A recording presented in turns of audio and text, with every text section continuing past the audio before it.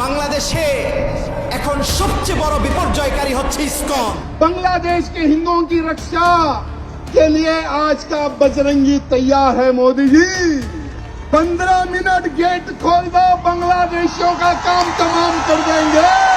Modi ji 15 minute के लिए gate खोल दीजिए, बांग्लादेश का काम तमाम कर देंगे। ये दहाड़ लगाई है तेलंगाना से बीजेपी विधायक टी राजा सिंह ने। अगर आप टी राजा की पर्सनालिटी से वाकिफ नहीं हैं तो आपको बता दें कि टी राजा के नाम में जो टी है उसका वैसे तो फुल फॉर्म ठाकुर है, लेकिन प्यार से इन्हें टाइगर राजा सिंह के नाम से जाना जाता है। और अब इसी टाइगर ने बांग्लादेश के कट्टरपंथियों और उनकी छाती पर पंजा मारा है। बांग्लादेश में हिंदुओं के खिलाफ लगातार हिंसा जारी है, जिसके विरोध में बीते दिन गोवा में शौर्य यात्रा का आयोजन किया गया। इस दौरान टी राजा ने बांग्लादेशी कट्टरपंथियों पर जमकर निशाना साधा और उन पर जमकर बरसे।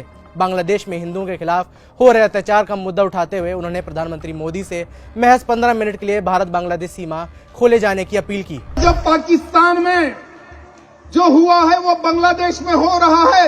बांग्लादेश के हिंदुओं की रक्षा के लिए आज का बजरंगी तैयार है। मोदी जी 15 मिनट गेट खोल दो, बांग्लादेशियों का काम तमाम कर देंगे। भाषण के बीच ही टी राजा ने अपने हाथ में एक तलवार भी थाम ली। उन्होंने हिंदुस्तानी महिलाओं से एक खास अपील की और कहा कि सभी को घर में तलवार रखनी चाहिए। राजा ने कहा कि आने वाले वक्त में जिंदा वही रहेगा जो घर में तलवार रखेगा। ये जो है ना, ये सिर्फ मयान में रखने के लिए नहीं है मेरे मित्रों।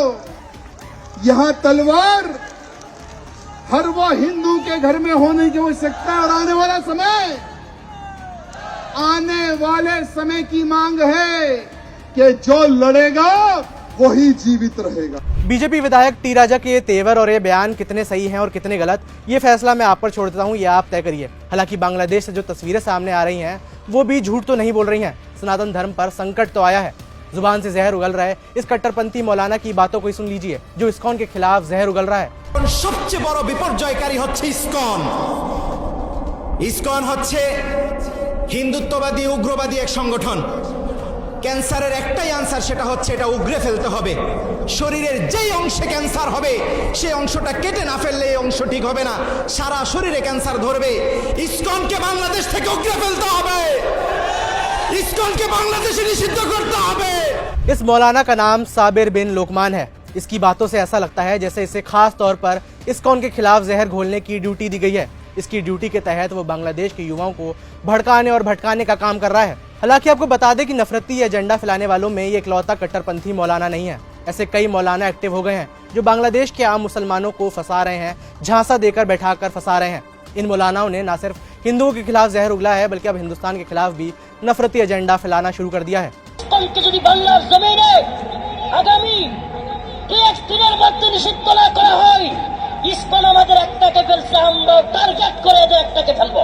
আমাদের কিন্তু মূর্তি পাহারা দেওয়ার জন্য নয়, মূর্তি ভাঙার জন্য। আজকে আপনারা বলতেছেন। इन कट्टरपंथियों के बयान सुनने के बाद अब आप फिर टी राजा के बयान को याद कीजिए। बांग्लादेशी कट्टरपंथियों के बयान सुनने के बाद लगता है कि टी राजा बस स्कोर बराबर कर रहे हैं। उनका खास कोई दुश्मनी है नहीं। समझने वाली बात है कि दुश्मनी किसी मौलाना से नहीं, किसी व्यक्ति विशेष से नहीं, बल्कि कट्टरपंथी विचारधारा से है। बहरहाल टी राजा सिंह के बयानों को लेकर आपकी क्या राय है, यह हमें नीचे कमेंट से बताएं। मेरा नाम है वैभव, देखते रहिए जी स्विच।